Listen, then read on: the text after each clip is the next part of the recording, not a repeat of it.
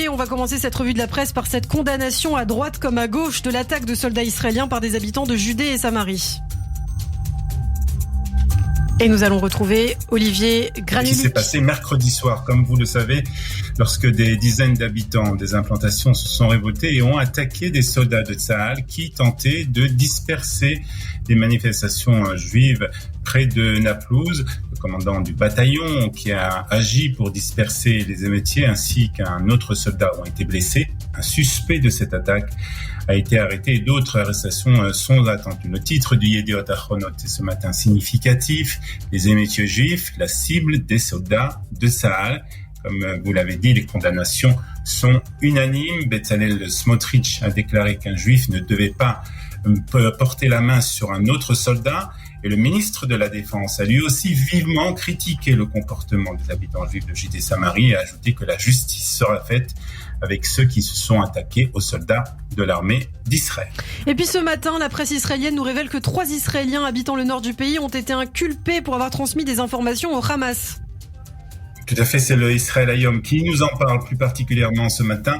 De graves faits d'espionnage qui ont été autorisés à la publication. 3 Arabes israéliens du nord du pays ont été mis en examen pour avoir transmis des informations sensibles au Hamas.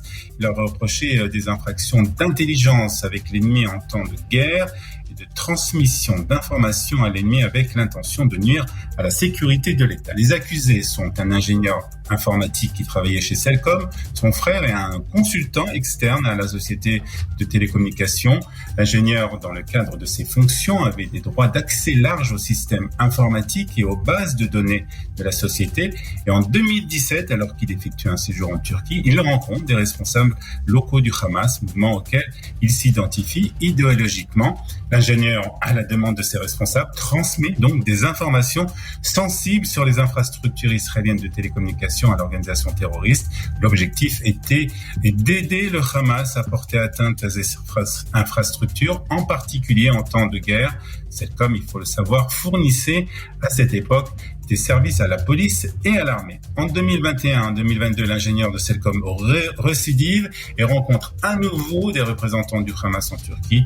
Les enquêteurs ont pu déterminer avec certitude que les ingénieurs et ses complices avaient sciemment l'intention de nuire à la sécurité de l'État d'Israël.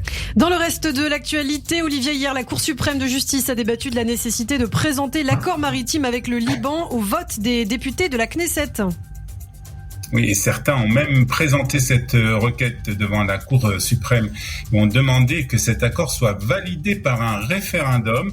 La Haute Cour de justice a débattu d'une requête donc déposée par 3 associations et par Itamar Ben-Gvir, le député de Otzma Yehudit, concernant l'accord maritime qui est sur le point d'être donc signé avec le Liban par Yair Lapid. Les 3 associations et les députés demandaient que cet accord soit validé par la Knesset. Le parquet de l'État a défendu la position du Premier ministre et du gouvernement et a déclaré que le gouvernement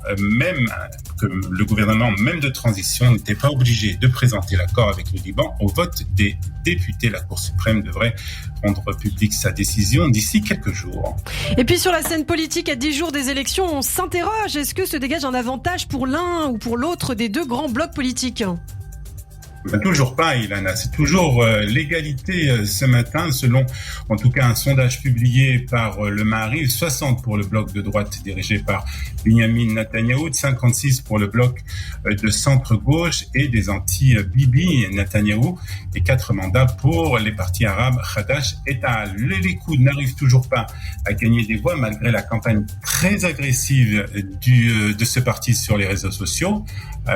Et au contraire, le parti de Benyamin Netanyahou perd même un mandat par rapport à la semaine dernière, comme le parti de Yair Lapid qui enregistre un score de 23 au lieu de 24 mandats la semaine dernière. Meretz et le parti travailliste se trouvent toujours aux alentours de 5 mandats chacun. Et enfin, malgré de très nombreuses apparitions dans les médias israéliens, Ayelet Shaked du Bayit Hayehoudi n'arrive toujours pas à dépasser le seuil d'éligibilité. Et puis on termine cette revue de la presse par une information reprise dans les médias israéliens. Une bonne nouvelle, l'ancien espion israélien Jonathan Pollard s'est remarié après la disparition de sa femme il y a 1 an. Oui, c'est le Israël Hayom qui nous l'apprend. Un Pollard a épousé hier Rivka Abraham Donin dans la synagogue du Rav Mordechai Eliyahu dans le quartier de Kiryat Moshe à Jérusalem. La choupa a été célébrée par le grand rabbin de Jérusalem, le Rav Shlomo Amar. Le Rav Shlomo Amar a prononcé quelques mots. Je procède à beaucoup de mariages, mais je ne me souviens pas d'avoir été aussi ému. Tout le peuple d'Israël doit être reconnaissant à Jonathan Pollard, a-t-il déclaré. Il avait perdu sa femme Esther il y a environ 1 an et s'était battue avec force pour la faire elle s'était battue, avec force pour le faire libérer de prison et pour qu'il puisse enfin faire son alia. Il est décédé des suites d'un cancer. La nouvelle épouse de Pollard, Rivka Abraham Donin, est une veuve depuis plusieurs années et mère de 7 enfants.